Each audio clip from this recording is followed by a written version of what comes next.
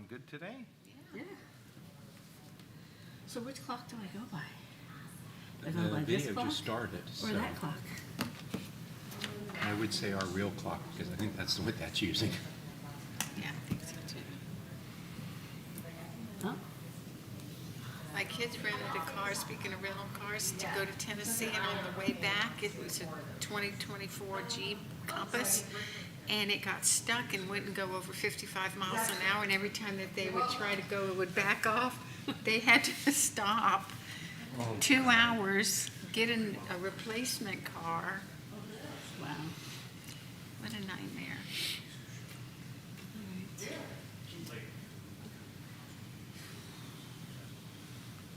Well, I guess there's 4 of us. We do have a quorum, I guess. Yes, we do. Yeah. I think all we're doing is approving the minutes and the. The minutes and the recommendation. Yeah.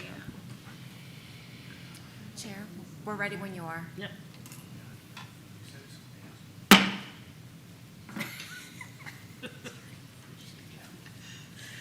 Today's meeting of the Neighborhood and Affordable Housing Advisory Board is called to order on May 14th, 2024. Welcome, everyone. Agendas of today's meeting are on the wall at the entrance to the chamber. Please remember to turn off your cell phones. To ensure a complete record of the board's actions, we ask that each individual wishing to speak clearly state your name and spell your last name for the clerk. I will ask the board members to introduce themselves and identify the fields they each represent. Mr. Harder? David Harder, Tampa Bay Neighborhood Housing Services, Construction and Nonprofit Development.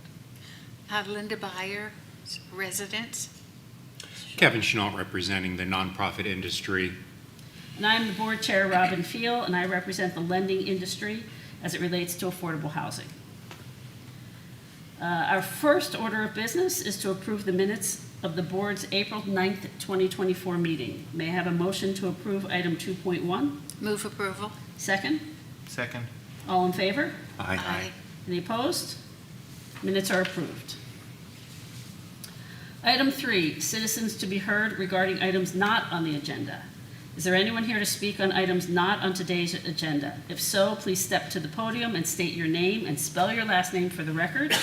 You will have 3 minutes to speak on a subject that is not on today's agenda. Good morning. Good morning, Madam Chair. Sean Wilson, SHAWNWILSON, President of Blue Sky Communities with offices in St. Petersburg. And I'm here today to tell you that we have been working with staff on an exciting new affordable housing development here in the city. And we got, last week, we got a letter from staff detailing our eligibility under the Live Local Act, the land use provisions. And so now we're going to start applying for funding and really appreciate both Chuck's cooperation, but also the land development staff, which has a lot to do with affordable housing, and all the other staff in the room today. And really looking forward to bringing this development to you guys. And of course, since we've been working with the city staff already, you can get any information that may please you from them. Thank you very much. Thank you. Seeing no one else come forward, Ms. Call, do we have any e-comments? We will move on to the next item. Item 4.1, approve the staff recommended funding allocations for use of CDBG funding for the program year 2024-25. Mr. Lane will present this item. Thank you. Good morning. Chuck Lane, Assistant Director of the Economic Development and Housing Department. Can you all see the spreadsheet on the screen? No. No.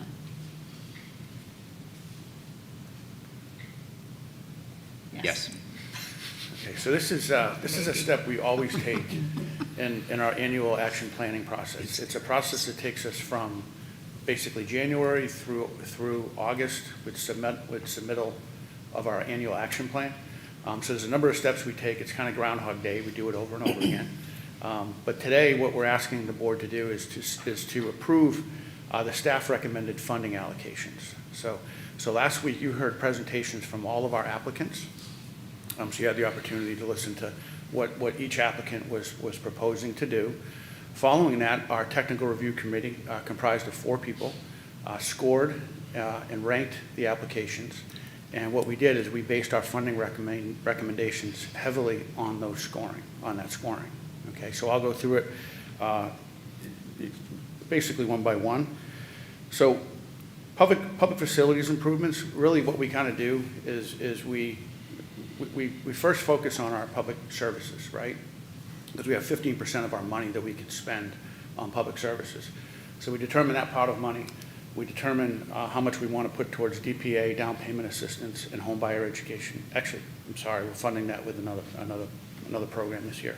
We determine how much we want to put into the ED, Economic Development Program, and also some housing programs.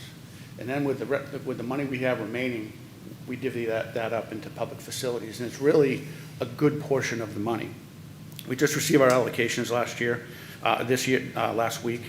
CDBG went up a little bit. It's $940,000, $940,482. Our home funding went down about 25%, and it went down across the board throughout the country. The counties, I believe, went down about 29%. So our home funding will be $400,222. Today we'll focus on the CDBG allocations because that's really what the recommended allocations are. It's about funding to our subrecipient partners, okay? So we had four top projects. The four highest ranking projects are the ones we're proposing to fund, and there are several that we are proposing to not fund, okay? And those are, the first one, the highest ranking project was the Metropolitan Ministries.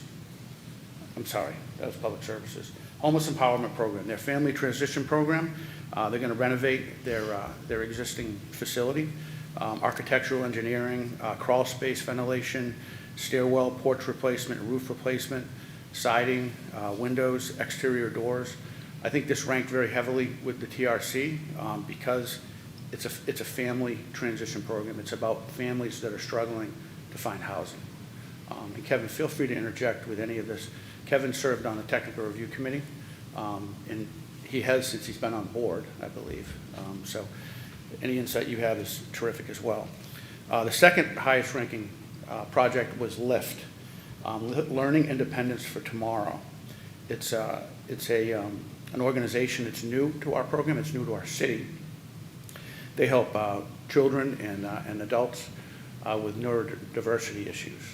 Okay, so it's folks dealing with autism, Down syndrome, ADHD, that kind of stuff. So this project is going to help them build a new playground on their campus for their children. Okay. The third project was HEP. The kitchen and dining hall facility needs upgrades. It's one of their very important aspects of their campus, and that's what this project will do.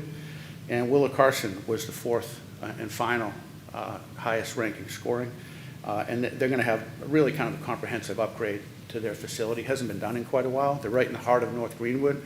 I think that was something that the TRC really put a lot of weight into. So that's the fourth remaining project. Now, what we've done is we've taken the remaining projects, and you can see on the screen they're ranked by scoring, highest to lowest. Okay. Now the alternative projects are also ranked highest to lowest. Now, if we have a project that fails to get out of the gate and we need to choose another project, we're not necessarily going to go with the highest ranking project. That will be a factor, but we're going to look at things like shovel readiness. How quickly can they move? How quickly can they get that money out the door? So we'll look at things like that. The way we've written it, if any approved projects are canceled or are projected to not use full funding amount, available funds may be allocated to one or more alternative projects with approval by the city manager. The criteria for alternative projects to be funded will include project scoring, available funding, and the project's ability to begin and be completed successfully. So we'll have to really kind of look closely at that if we have to go down that route. And we will do the same thing with the public service program as well. Okay. Any questions or discussion on the public facilities that we're proposing to be funded? Okay. Public services. So as you all know, we're only able to spend 15% of our allocation on public services, right? So that comes out to, I think, $140,000, $141,222. We raised our maximum grant request this year. It used to be $25,000. Now it's $50,000. We're looking to get more bang for the buck. Bigger projects serve more people. So when you do the math, at $50,000, $140,000 only spreads out to 3 organizations, and that's what we've done. We've chosen the scoring of chosen to recommend funding for the highest 3 scoring public service applications, and we just split the money evenly across the board, not quite $50,000. So the highest ranking one was Metropolitan Ministries. They've taken up space with HEP on their campus, and they have a Neighbor Hope program, is what they call it. And their ask is for salary support for a case manager who will provide housing and community development resources and services to 36 families is what they predict that they'll help. 36 families or 89 individuals. And really about getting people into stable housing. That's really what their focus is. The next project is one that I think you're all familiar with. We've funded them often in the past. It's West Care. It's, again, salary support. They propose to serve 100 people in Clearwater, although they're countywide. They anticipate 100 of the folks they serve will reside in Clearwater. It's partial salary for a full-time case manager and a part-time licensed practical nurse for their Turning Point facility. So a Turning Point, it's an emergency intervention shelter and immediate receiving facility that provides emergency shelter services for homeless adults with substance abuse problems. And also many of them have mental health problems as well. So it's a 65-bed shelter, and it's the only shelter in the county that receives inebriated adults directly from the streets. So it's really an alternative to incarceration or hospitalization. It's a very important program, and it's really the only place that we get these services. So that was the second highest scoring. The third highest scoring project was St. Vincent de Paul Cares, and it's a rapid rehousing project. It's about getting families off the street. So they're looking for CDBG funding to support services needed to assist individuals and families who are moving from homelessness into permanent housing. So it's going to fund a case manager. They're going to identify suitable affordable housing. Now, what they're going to do is the CDBG money will help them with their administrative costs. They'll dip into other funding, some from the city, some from other resources they have, to pay rent and those things in association with this program. So it kind of leverages other dollars. Rapid rehousing is a really important program. It's something that HUD insists that we do. So I think that's why this project scored as high as it did. And again, if any of these folks have trouble throughout the year spending money, we can draw from some of the other public service providers that put in applications, okay? And again, with the same criteria that I mentioned earlier. Any questions on public services? Okay. Okay, administration, kind of the boring part of it all. We always have to save money for our salaries and some of the other things that aren't really directly funding these programs. We're allowed to take 20% of our allocation towards administration, and we do that every year. We budget the maximum amount every year. That's $188,096. The 1165 you see there, that's just program administration from anticipated program income. We don't get much with CDBG, so that's what that is. Economic development, we had 2 subrecipients apply for economic development funding. Prospero, who's been with us for a long time, as we've talked about in the past, it's a really tough fit with CDBG money. They struggle to spend the full allocation. So we're going to drop it a little bit this year and put that money elsewhere, which would be public services. So instead of the typical $50,000, we're going to get under contract with them for $30,000. We Care asked for quite a bit more money than that $50,000. Same situation this year. They're having a little bit of trouble getting started and spending the money down. So we're going to try to start off slow, and as they have success in our program, if they continue to be in our program, we can increase that funding over time. Okay. Housing pool. CDBG is not eligible for new construction. We can't use it for that, of housing. But we can use it for rehab, acquisition. So we always keep a couple of line items here for CDBG in case we need to use it for housing. And one is creation and preservation of rental housing. Again, that could be acquisition, that could be rehab, and creation and preservation of owner-occupied housing. So we need placeholders there. If we don't have that in our budget, we can't fund that activity. Okay, so that's really why it's important that we keep it in there, even at a smaller amount. Homebuyer education and down payment assistance or purchase assistance for new homes or existing homes. We're going to fund that with CHIP as we did this past year, so it's not going to show up in our CDBG line item. And then we reserve removal of slum and blight. We're really going to try to get our facade program going. We want to try to do 3 a year, and that falls under the category of elimination of slum and blight. That's how we categorize it. And the maximum project cost on that is $60,000. So 180 would be 3 projects. And then we always try to leave some money in the pot for demolition. A lot of times we'll get into a situation where a housing provider or developer will purchase land and needs assistance with demolition. CDBG doesn't make it very easy because of the hoops we need to jump through with demolition, but it is an eligible activity that we use. So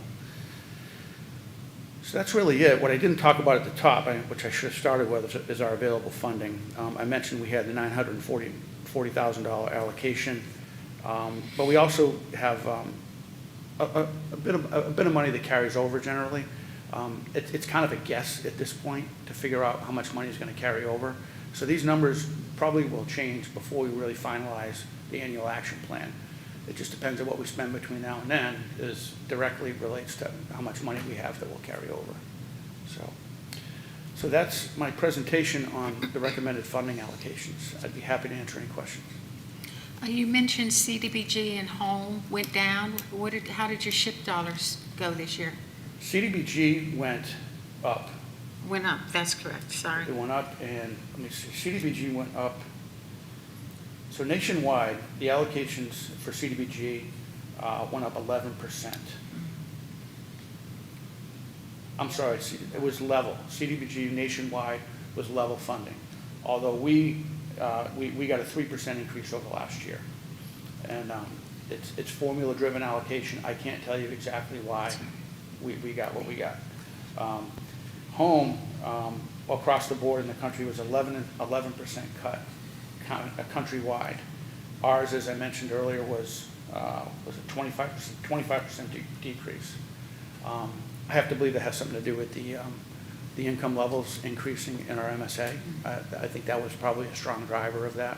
Again, I don't know exactly. The formula is kept, it's a very guarded secret with the federal government. SHIP dollars? The SHIP dollars. What is the SHIP dollars? We haven't received it this year.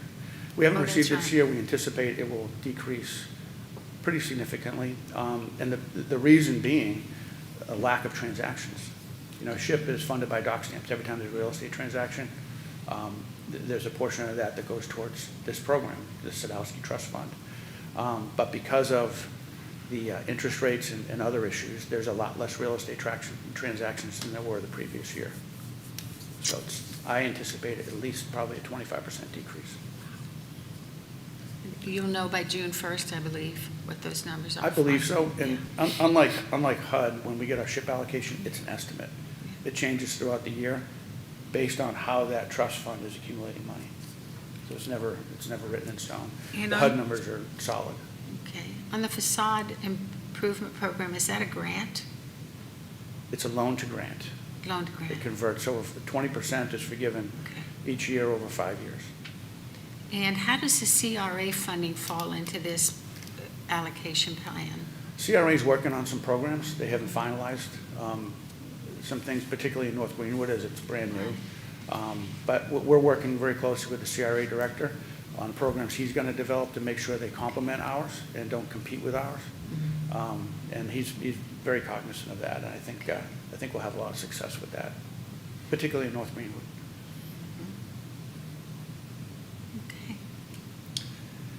Chuck, I just want to say thank you to you and the city staff for the changes that were made in the review process. It really put a lot of extra weight on the scoring, but I think it was much needed improvement from history of what we've done previously. And I think that the changes that are projected for next year will improve that also. And really, we talked about some minor changes that the technical review committee suggested to make that scoring a little bit better. And it really does put a lot more weight on that application for our applicants to really do a good application. And there are some who we know do not do as well as others on the application side. But I think the programs that received funding well-deserved and really did score well.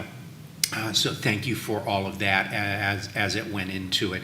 Yes, we realize that there are some programs that are well-deserving that didn't get funding, but like all grant application processes, there are going to be some that don't get funded or funded at the levels they expect, but the funding went where it needed to go at this point, I believe. Thank you. Yeah, our technical review committee is always comprised of folks that have an expertise at some level in the grant process, whether it's reviewing grants or having submitted several of them. And they're a great resource for how we structure our applications the following year. We get great feedback at these meetings, and it really helps us formulate and structure our applications. So it's really good. And our applications are always kind of a moving target because we're always trying to make them better. Every year we make changes to them, and mostly based on the TRC's feedback. So thank you for that. And thanks to the review committee. Yep. Thank you so much. Ms. Call was also on the review committee, and it was a heavy lift this year, so I want to thank her and Kevin and the others as well. Good job. Good job. Are there any more comments or questions from the board? The SHIP funding, will that, the allocations for the SHIP funding, will that be discussed at a different meeting? If you wish, we can do that. Typically we bring,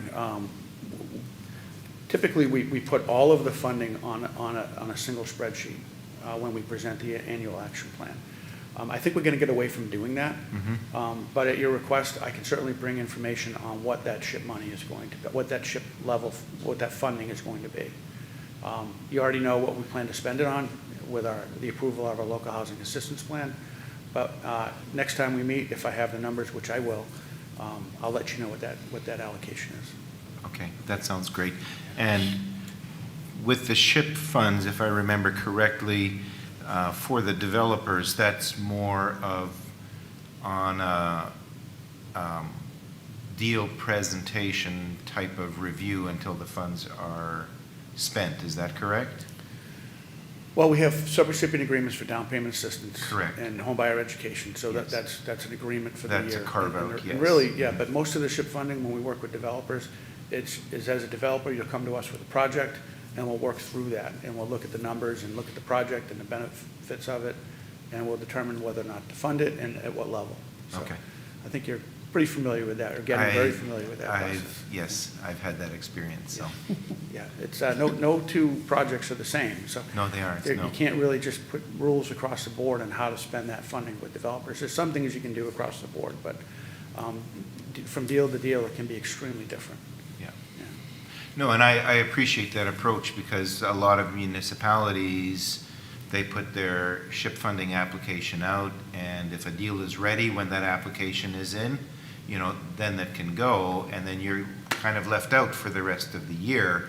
And development is an evolving thing. Right. Development doesn't always happen when an application deadline is in place, and so I appreciate that approach. Yeah, what you've seen today on this spreadsheet, it's funded at the beginning of the fiscal. Yeah. And that's the money for the whole year. With the development projects, it's different. We take applications year-round. We don't take applications year-round for these things that you saw Correct, today. yeah. Do you foresee, and again, coming from our office and the pressure on down payment assistance, so will there be more funding available for families over 80% starting the next fiscal year, or are you still targeting No, there's going to be very little. very little Yeah. for between 80 and 120%? Yeah, not like it was last year. Although we are, as you know, we are increasing our loan. Correct. Max loan to $75,000. So But the- hopefully that covers that gap. I don't know that it will. So the heavy emphasis will stay on 80% Correct, and below area median income families? correct. Yeah. And it's just a matter of funding we have available. We don't have a lot of funding for above 80%, Right. so.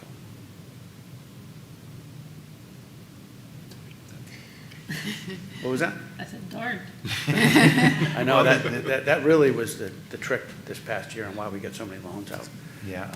And Clearwater Neighborhood Housing Services, Tampa Bay Neighborhood Housing Services really took it by the reins and closed a lot of loans.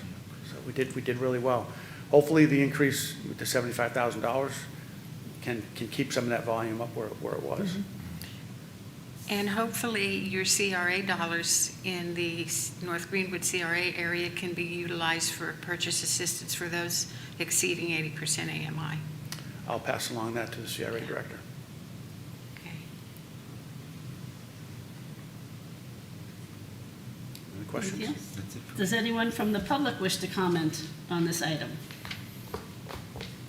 Ms. Call? No e-comments? Okay. Hearing no further public comment, may I have a motion to approve? Move approval. Do I have a second? I'll second that. All in favor? Aye. Any opposed? Motion carries unanimously. Item 5, old business. I'll ask the board members at this time if there are other topics previously discussed that the board would like the staff to present an update on at a future meeting. No. Director's report. Mr. Lane, do you have anything additional to report? I do. Very, very bittersweet situation we have. Kevin will be leaving us. He submitted his resignation on this board. Kevin just passed his 9th anniversary on this board. Wow. May 7th, I think, Wait. 9 years ago. Are you allowed to be here that long? Yes and no. Are you allowed to leave? No. Kevin's been a fixture on this board. Hold on, I had some notes. Not much.